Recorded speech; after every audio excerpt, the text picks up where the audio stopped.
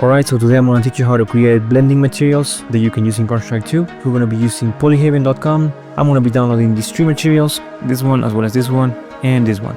Once you download these images and extract them, let's go on to Blender and let's open up the Blender project. Let's change the 3D viewport to UV editor, and in here we have the images. You're gonna go to Image, Save As, go into the Materials folder of your add-on. If you save as PNG, the images are gonna be twice as heavy and you don't want that, so go with JPEG, Rocky 1, Color.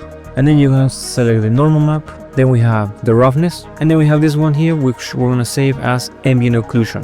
Perfect, so you repeat this process with all the images. So now let's go into Asset Browser, the Material Editor.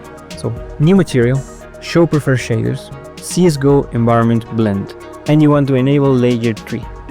It's asking you for a material layer. This is if you already have the material created, great. If not, we're going to select the color image, show all images, Rocky 1, color. Tint mask, we're not going to be using it, no for color correction.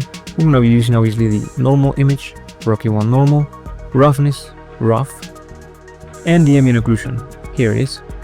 And I would like this image to also have wetness. So let's scroll down, enable wetness. This pond is like too linear, right? So you want to scroll down, but you do have height. And we will be using the same image that we used for ambient occlusion.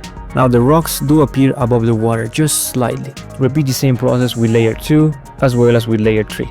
Here's the result, but the edge between the layers is too sharp. So we're going to take care of that by enabling blend effects on layer number 2 and number 3. Let's scroll down. Here you get the tint. Let's say we want to change this color to something like this, and you want to experiment with these values here in order to have a nice blend effect between the grass and the rock. Okay, and the same thing on this other one. You will want to play with the border layer, so where you want it, etc. One very important thing. Let's scroll down here where it says wetness. So let's say that I would like the rain to have like a lot of rain falling, right? So I'm going to increase this value.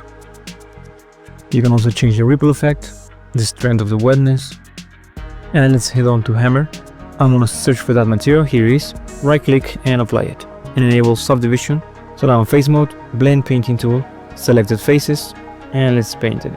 Yes, there we go. Check it out. There we go. You got some rain over there. And you can see the effect of the water pond forming here and how the bricks are standing out.